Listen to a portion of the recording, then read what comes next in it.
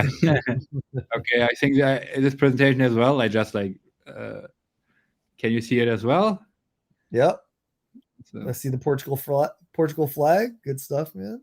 yeah, I mean, I just reusing the same template basically. It's more easy, isn't it? So, yeah, I think it would be cool to tell a bit about my experience in the last weeks, where I helped like a friend with his Java Spring application. So it's not Spring Boot. So I think that I want to highlight. So it's kind of before Spring Boot, I guess, when he started to implement it. And I'm curious to know from you guys who has experience with Java. Java I or have JavaScript? I have some Java. experience with Java, but not Spring. Yeah, yeah, Java Spring. Yeah. So I mean, for me, it's like many years ago. Actually, I Yeah, in think school, it right? was like, yeah, yeah. Actually, that's a good point. I had it in school, and actually for my first job as well, Java is like 6 years ago or something when I started to work at all. So they did actually Java Spring, so without Spring Boot. So that's basically like a quite big framework how you can like create your backend. You have like some REST endpoints, your get, your post, and blah blah blah, and doing this with Java. So actually it's quite a nice framework. I think it's pretty much the standard, and even like then nowadays it's more like Spring Boot with this kind of a newer version. Correct me if I say something wrong. Yeah, please feel free to interrupt me. So it's really, yeah, for me it was like super many years ago that I worked last time with Java. So was an interesting challenge. So I'm nowadays more like the JavaScript TypeScript guy. Regarding programming. So that was really interesting to do that. And what do you like So more now that you've worked with Java and you have that like TypeScript, JavaScript background? yeah, What's yeah, your favorite? yeah, totally not Java. Yeah, So I mean, I just accept because there was already so much functionality in the backend. It would be kind of a shame to throw it away, and right. start over again. So why not just like take it and make it kind of enhance it with some cool CI/CD, AWS stuff, and Docker Cool. stuff and so on. And yeah, that's it basically about. So I'm just like shortly explain what this application is about and how was like the deployment so far, about how you could make some changes to it, fixing some bugs or releasing new features, and how you needed to roll it out. I don't want to spoil it too much, but it was awful. So, and how I did improve the deployment, which makes it much more pleasant to make some changes to it and yeah, deploy new stuff rather in hours and not like in weeks, like how it was before. To production, actually, to production. So, and not just to QA or something like that. And yeah, some reflecting and QA part. But feel free to ask me questions during the presentation. Totally fine. So, what is the application about? So, I have a good friend now. He's like offering a real estate platform, so where you can put your property to it, or this one you manage, and basically for selling, right? I'm not sure if I need to show too much. Here you can go there, put it in, have it nicely, have your profile there, reaching out. It's like all over the world, I think. It's not just one. You can have some statistics. So it's a pretty neat platform, I would say, for that purpose. And yeah, really my motivation like to join him was I always like to working on like a product, improve it, make it better with CI/CD perhaps, or implementing new features, fixing bugs. I think that's pretty cool.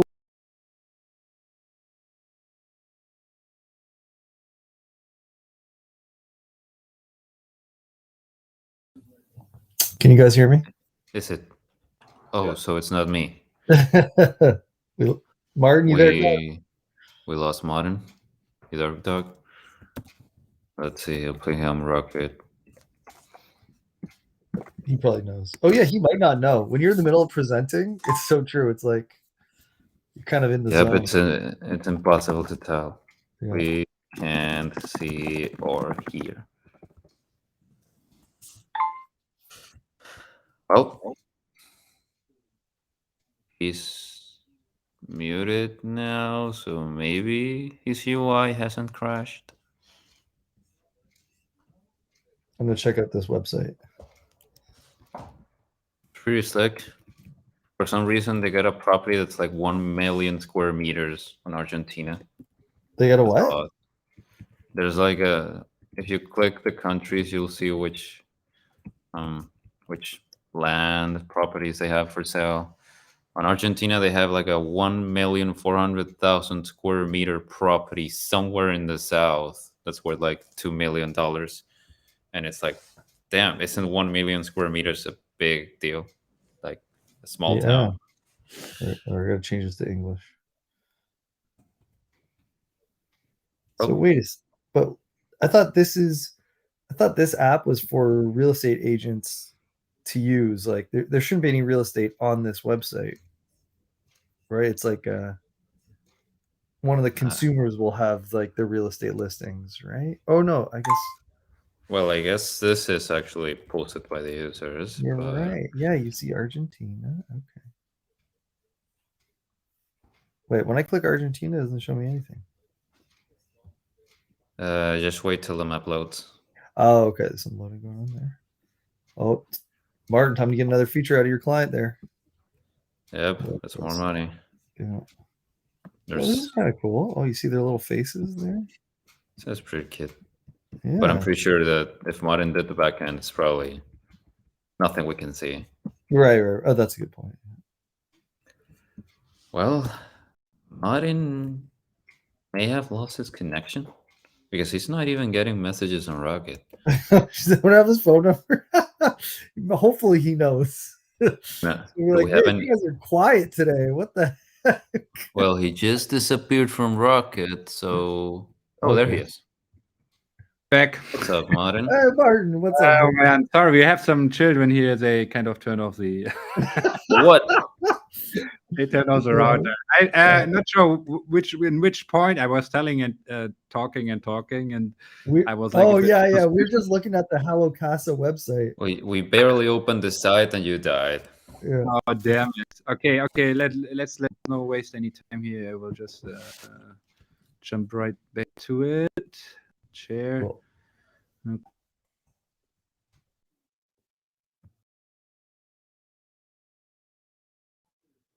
Wait, did he silence? Silence. Like Martin. Yeah. Oh, yeah, he's there. Oh, okay. You gotta share your screen, bro. I thought I did it. No, I think I see it. It's above his head. You just gotta click view. Oh crap! I can't see it. Maybe it's me now. No, he's trying again, showing it. Wait, no, now I see it. Oh, wait. There it is. There it is. Thanks, Martin. Good job. Okay, awesome. So yeah, you saw the site here. Yes, it's a real estate platform. Yep. It looks good. Where you can offer like your property or the property you're managing for selling. Yeah. So let's jump back to it. And yeah, really my motivation for doing that is I like to work on a product, to improve it regarding CI/CD, implementing new features, fixing bugs. And I think when it gets really cool if you as well have ownership from the product, you have perhaps some customers subscribing to it and some revenue, generating some revenue.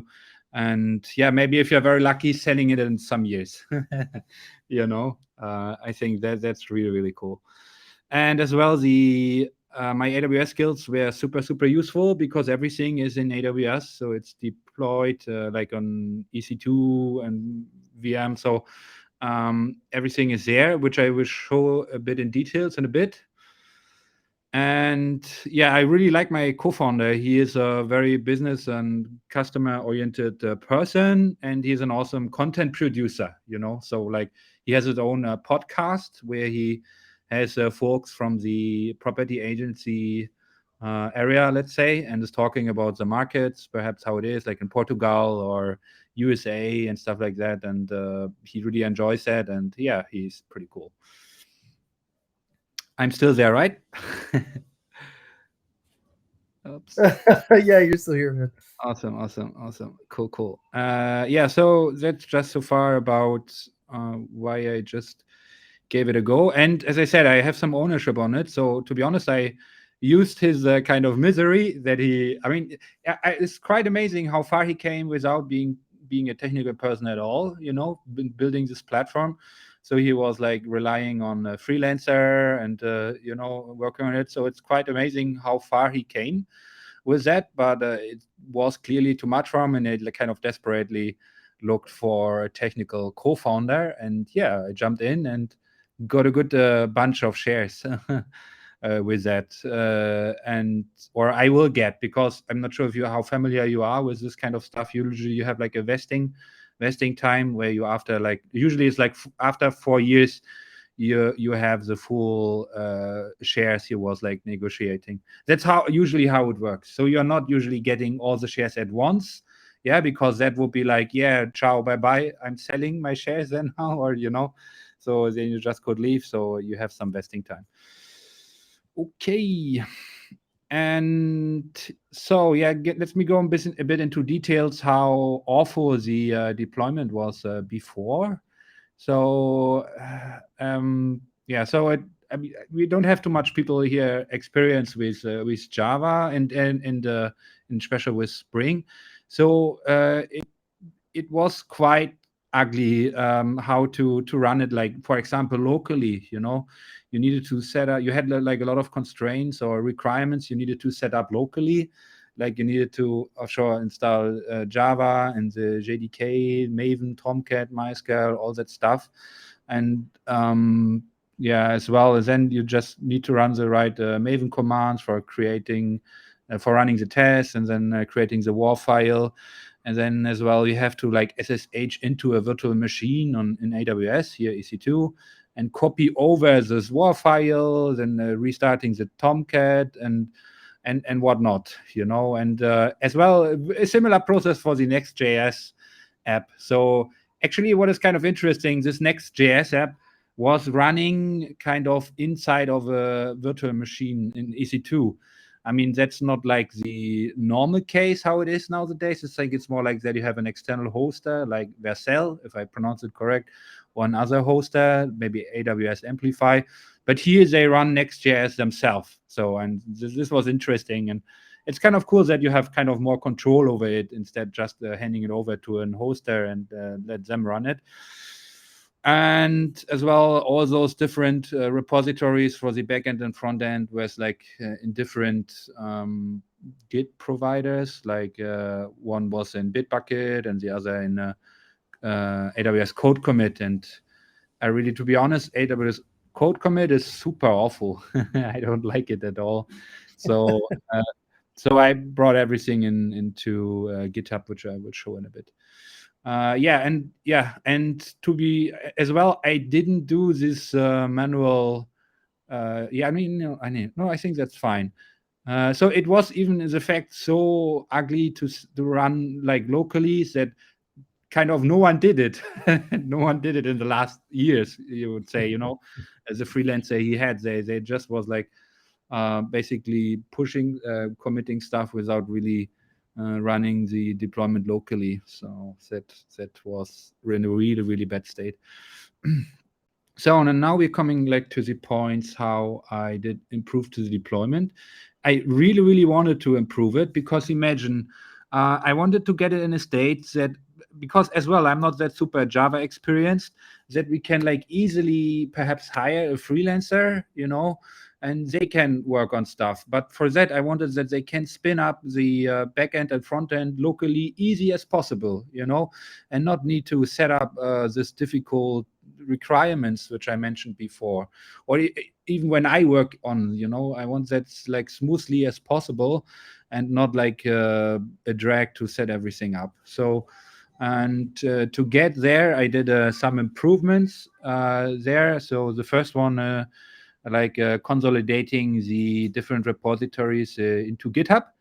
So moving them from Code Commit and Bitbucket to GitHub, and as well set up some GitHub actions like running the Maven tests there. And even I implemented a pull request AI reviewer, who gives you like some really nice reviews to your pull request you're doing there. Yeah. Because yeah, as I said, I don't have so much Java experience, so it would be awesome to get some like more qualified review on that, and that's what I did. And just I wanted to you have show. an AI bot that does code review? Yeah, I show it to you in a bit. Oh, cool, man. Yeah, that's really cool. And yeah, I did this for the backend, the Java app, which you can see here. It's the just Hello Casa API, and the front end, yeah, Hello, and for the Hello Casa Next repository, which is a Next.js application, and there's the AI reviewer is running there as well. And Hello Casa CDK is just basically the infrastructure there. Yeah, and analytics is some Google Analytics server there. Okay, so and I think what's yeah, so that was one. Yeah, let's dive into the yeah, the action. I think that's the easiest one. Yeah, I set up some GitHub workflow, and for one to like run just the tests there. Yeah, because there was some unit tests, and it would be a shame when you like always skip them. So I think GitHub is a perfect place to run at least like unit tests. Yeah, so for those for the Spring app, let's say, I think that's it was kind of cool. I think it looks pretty now. You can see which tests were successful, and can have a look of that. So that was super easy. And the AI reviewer, I think that was a good choice as well. Let's see. I think this one here perhaps. That looks like the release please. I don't know. So it works on a pull request base. Oh, sorry, Mike. Sorry. No, are you using release please? That looks like it. The Google auto version incrementer thing. Yeah. I think that comes like out of the box with this project and setup tool. Yeah. Okay. I didn't use that feature. So it was not important too much. Maybe I will. It's more important in the future, but at the moment, I just want to bring changes into. Neat. Okay. And how the AI reviewer works basically is when you have a pull request, right? You have a like code changes you are bringing in, and you can use those changes, send it to ChatGPT, and it will give you based on those changes will give you some feedback, because ChatGPT has a limit of how much tokens you can give it to it, so it can process like a limited change like that, because it's there are not so much tokens or characters or whatever, but if you would give it your full repository, that's very likely too much. So that's kind of I think a cool idea here, and perhaps let's have a look. I think I skipped them already. So it gives me here some feedback. Yes, some of it is really stupid because but to be fair, ChatGPT has only insight into the changes here. It cannot see the whole code, let's say. Yeah, so I feel like it you only need gives some context feedback. sometimes, right? Yes. Yeah. Like as a So reviewer, it's really important to have context. yes. So it's kind of a bit unfair, to not give it to ChatGPT more context, but yeah, anyway, it can provide some really, really cool feedback. I think in this pull request there was not too much good feedback, but in one of our freelancer was doing it gave some good feedback and said, hey, watch out, this could be a null pointer, and then the freelancer was like catching that case if it's a null pointer, and this is pretty cool, so I really like it, and I think ChatGPT is for me as the worker of the month, Employee of the month, ChatGPT. Employer of the month, yeah, exactly. And yeah, so I think so back to it. I'm trying to not do it too long here. Yeah, I think this was pretty cool. Bring it to GitHub, everything. I mean, I feel really confident in GitHub, let's say, and I think GitHub Actions is a really pleasant experience. I think most of you agree with that. So that's pretty cool. So, and as well, they have quite a generous free tier about like build time, when you can run those GitHub Actions there. That's pretty cool. So another thing what I did was Dockerizing everything. As I mentioned before, it was like really awful to install all those requirements and so on. And yeah, the way to solve that is, in my opinion, or one of the best, or probably the best way, is like Dockerizing all that stuff. So what I started doing is Dockerizing it. So, and as well using Docker Compose as an orchestrator. I think some of you already had some. I know at least Mike had some touch points with Docker Compose. It's kind of a really cool orchestrator. When you have like more than one Docker container, you need kind of a way how to orchestrate them. Like to say when which Docker spins up and how they are connected to each other and stuff like that. So it's a really cool one. And just to say how it looks like here as well with Docker Compose. So sorry, as you can see, we have those two, let's say the backend and front end. And let's get perhaps to the backend. I have here the Docker file, which sets up the backend, the Maven, creating the war file and so on. And then here I have Docker Compose, where it's getting interesting. Yeah, so I setting up the MySQL database, which the backend needs. Yeah, I'm running the backend itself here with this with the Docker file here, taking from the local folder. And as well, I think what's pretty cool, I'm expecting that you are checked out the front end here as a sibling, so I'm just can bring in the front end quite easy, and they're saying, hey, look at this, there is a sibling from the folder structure. Yeah, so and run that. And so this is basically how I did it. So I have here like the front end and back end in the same, and did the same for the front end. Yeah, I have as well the Docker file here, which sets up the Node project and the Next.js project and everything.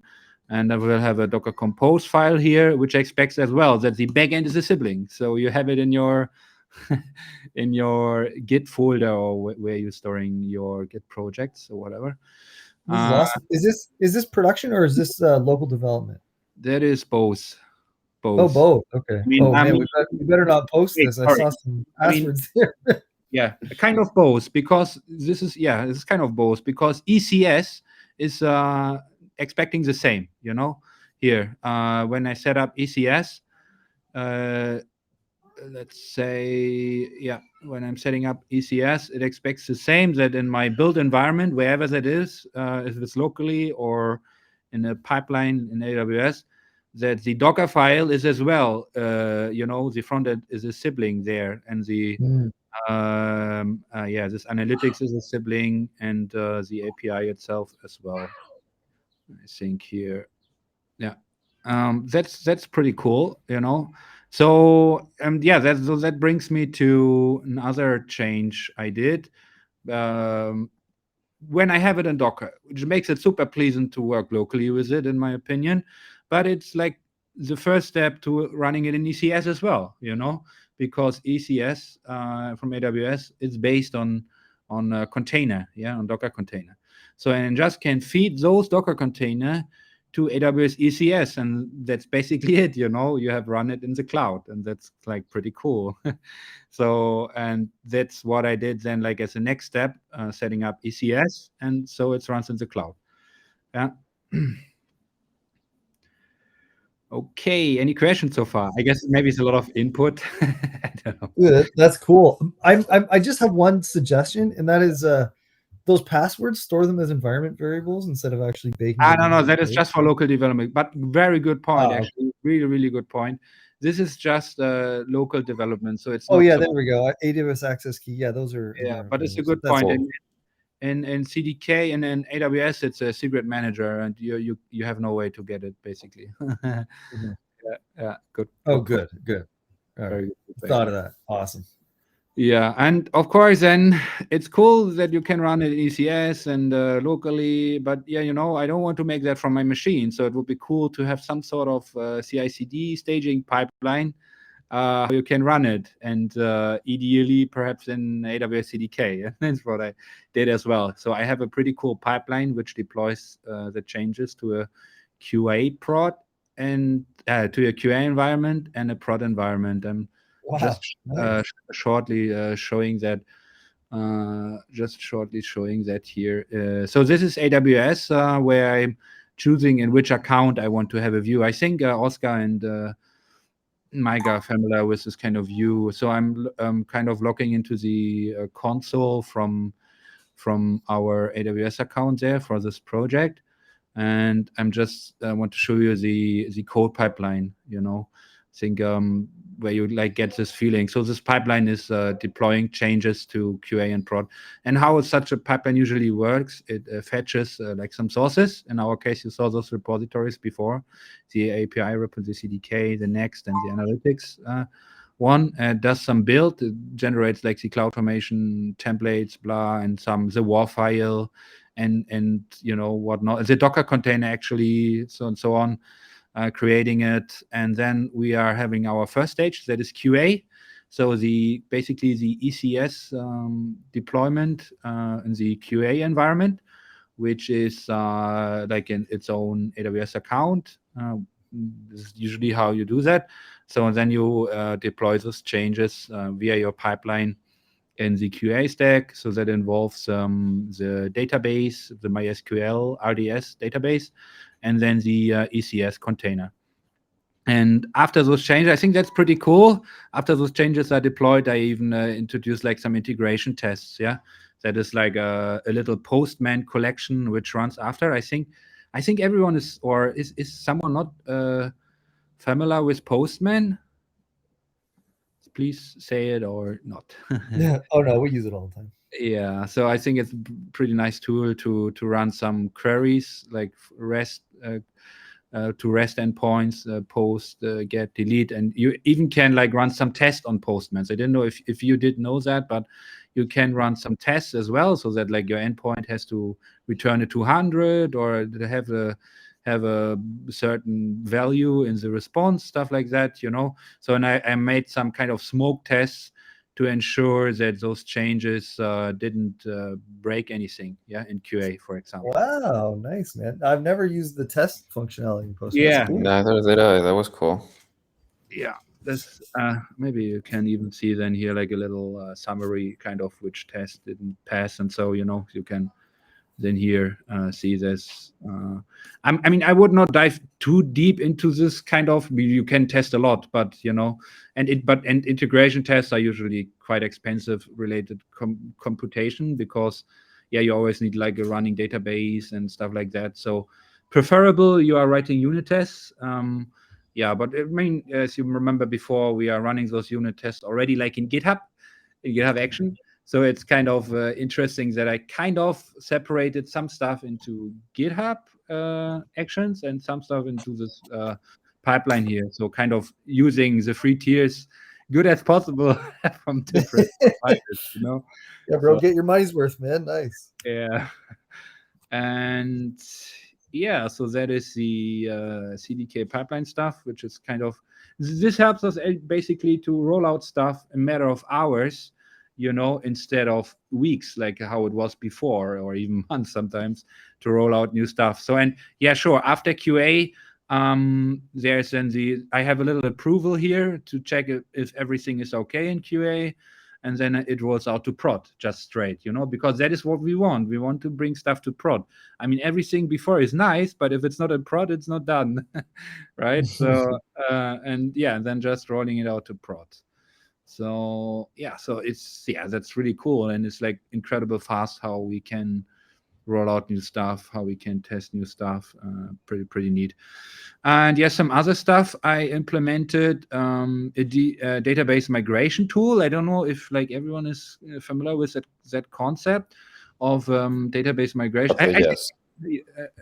I mean, we are using it for Azure, right? So, it's kind of a nice way to bring more consistent, more what is it? I don't know the word. Consistency.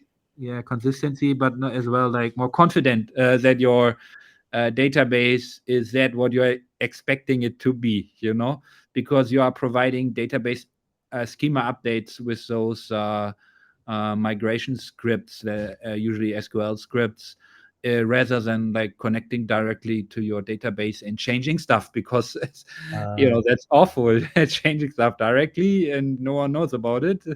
So you're usually using those database migration tools, and they didn't do it before, or we didn't do it before. Now we do, and it was pretty easy to implement. I used like Flyway for it, and that like gives the Java app itself the capability to manage the database rather than doing something from outside. I think that's pretty cool. And as well, with that I can avoid that I need to give access to potentially freelancer who like changing the schema or something like that. They just provide a new app script, let's say, and that's it. Yeah, and what I brought in is monitoring, and I think that's really cool. I mean, monitoring is so important, because you need to know how your backend is doing. I mean, what's worth it when you don't know in which state your backend is in? Maybe you don't want to rely on your customers too much to say, "Hey, your backend is down," or is like super slow. Yeah, so you really want to see how your backend is doing. And I mean, Java comes already. You got ChatGPT involved in that too? Yeah. Wow. I mean, more or less. I mean, I use ChatGPT a lot for like giving me some as a mentor buddy, perhaps you can say. So it gives like really cool feedback. Like for example, here's those matrices. Yeah, what you can see here is this is the QA environment, and I have like some metrics here.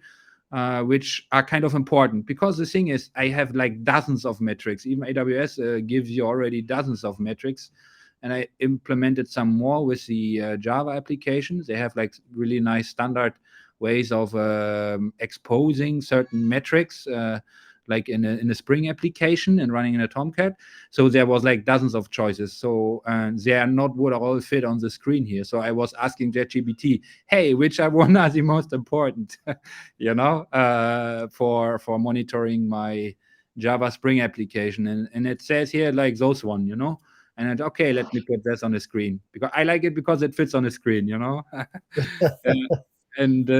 So I put the most important metrics here on this dashboard, so that I can get a feeling how the backend is doing, and learn over time how it responds to different cases, perhaps if more users are going on it, or whatever happens there.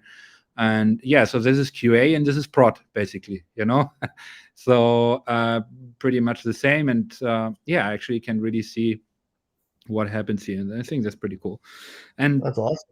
No, ChatGPT isn't monitoring these for you. No. It was just telling me which metrics I should focus on. Oh, cool. Okay, yeah, right. So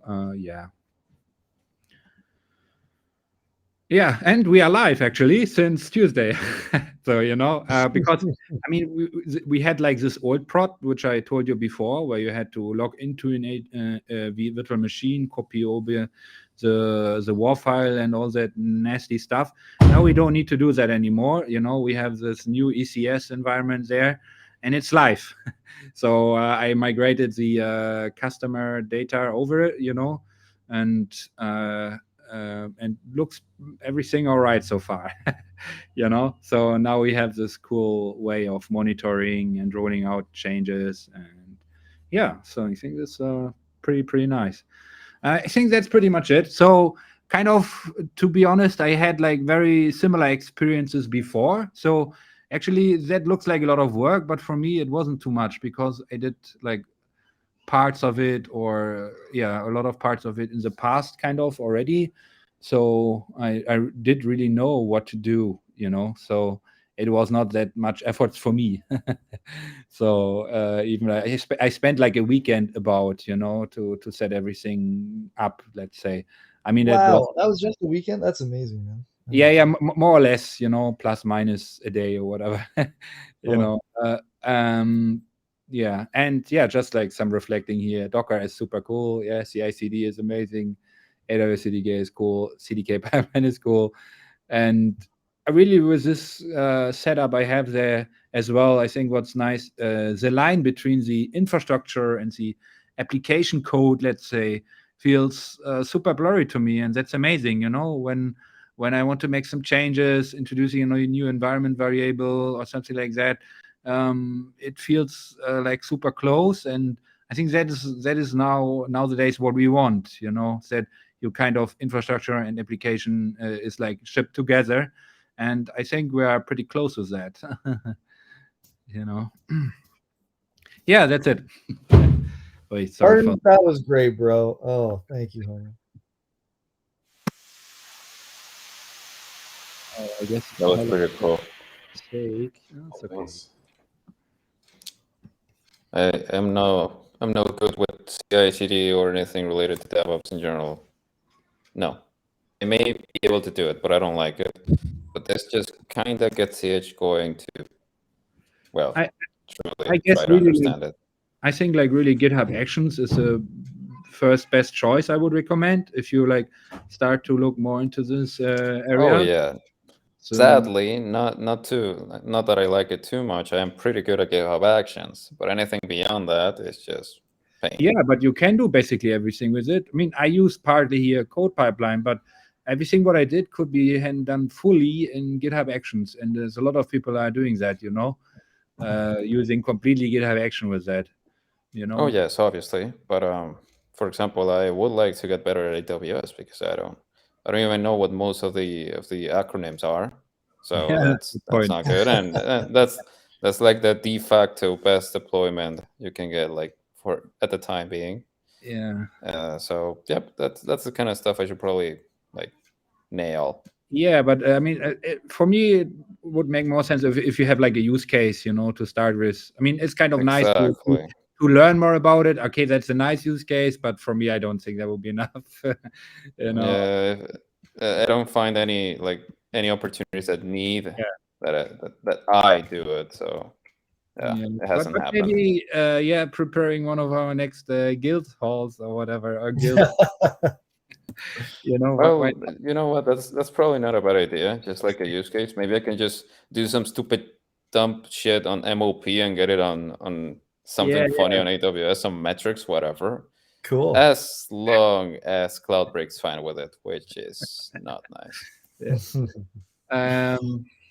Martin, usually it's tough to get clients, like this is, yes, they don't really see this, right? Like this is all under the hood stuff. Yeah, it's so good like, point. how are you able to get the client to be like, you know what, this is a great idea, go for it? Like how did this come about?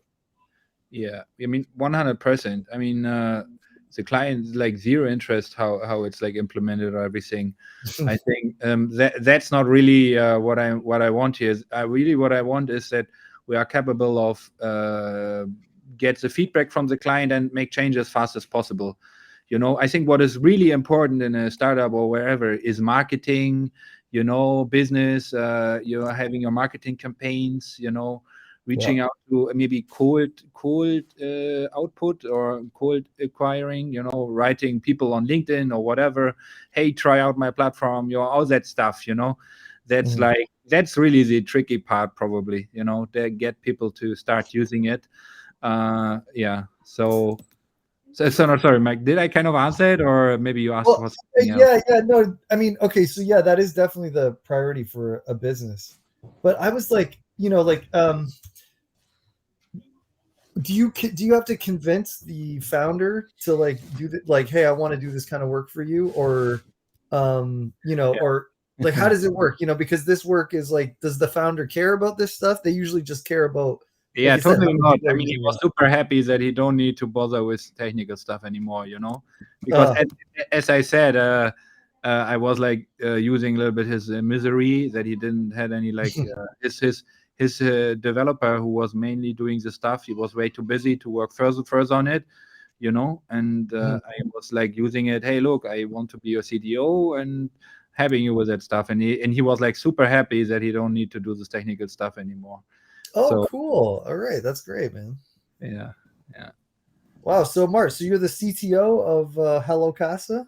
Yeah, basically. I mean, as I told, it takes like 4 years as I'm fully invested. So what I did as well, I give him some quote some bucks to get already some percentage of the company, let's say, because he was running short on the money as well.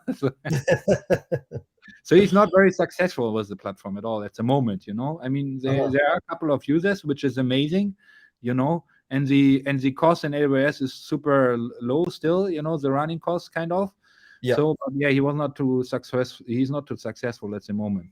So but I really can see that that will get better, and that he can focus more on marketing campaigns, let's say, and that stuff, and content production, which is really great. And nowadays is super important to have to produce content, not just for SEO, I guess, like just in general, to produce some good content.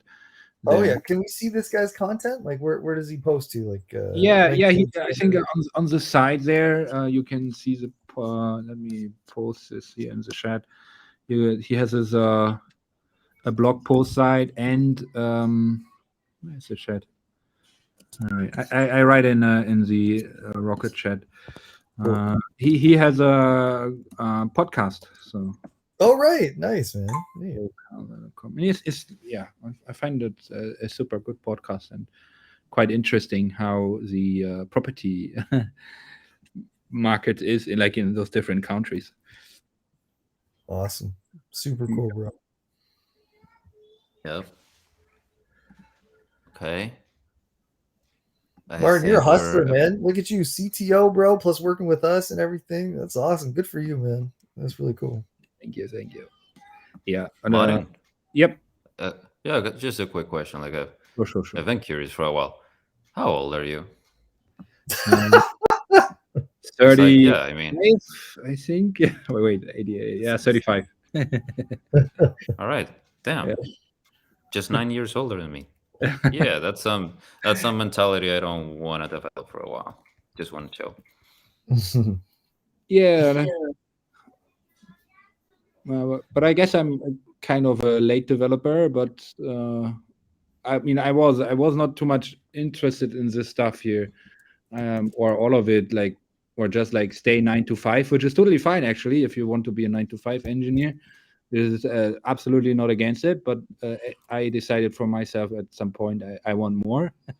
But I think that was in my 30s. Yeah. You said you started developing like 6 ago. So are you something other than a software developer at core? No. But right. Yeah. I think when did I started university? I think with 21 or so, which is pretty late, I guess. Already 21. Oh, right, yeah, that's true. I started with university 21. I think finished it about 25 or 26. Yeah, 26 should be. And then spent some years in UK, and just 5 years ago I started to be that I wanted to do more, not just 9 to 5 earning your money with it. So I started to get more ambitious, let's say. So cool, man. Martin's life history must be pretty interesting. Yeah, I want to know the Martin. I want to do the Martin history talk. That sounds fascinating to me. Okay. Well, Martin, this is great, man. Thanks so much for putting the time in and showing your stuff. Totally. It's cool to. I think I'm super a fan of sharing knowledge and get some feedback, and perhaps some constructive feedback, what I can do better, and or some approaches. And maybe I could give you guys some input as well.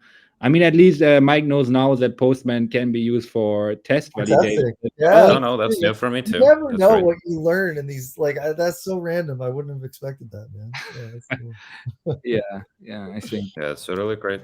Well, Martin, I'll probably see if I can get some CI/CD DevOps talk on my own, like some stupid ass thing I can probably get up that benefit us all. And if that's the case, then I'll be taking your feedback for that. Awesome. And if you guys know anyone with an old Java application who needs Thankfully, I don't. polishing, you know, and some Cloud break, maybe. Oh, yeah, they yeah, well, good point, actually. I don't think you want to touch that modern. Be a lot Yeah, of I think pain. my luck is that I mean, even if it's old, the Salocasa, it's pretty clean, everything implemented and everything. Yeah, that's not what you're gonna find with Cloud Break. With the Probably, Tonga. probably. C# all the way, bro. So no, I don't know anyone that likes Java anymore. Yeah, yeah, I mean, exactly. that's a good thing to have in our pocket as like a package solution to offer somebody, though, because like there are a lot of legacy Java Yeah, applications out there. Exactly. many big companies Very still good like and use Java, and they have Spring Boot and Spring and whatever. So Yeah, it's pretty totally. good. And if But you in give me terms of some ownership, liking, I'm happy damn. to look into. You know, if you give me Yeah. some ownership, I'm happy to look into.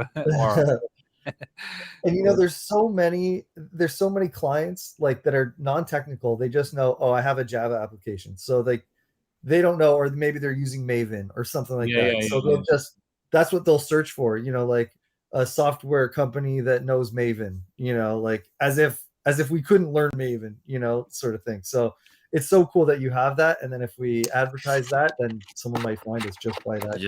Just to clarify a little bit point there, Mike, Maven is basically a package manager like NPM. So it's something Right, but you that's use. the thing. Like they don't, like the people that maybe the owners of Right, I see your of this- point now. Yeah. Yeah. You know what I'm saying?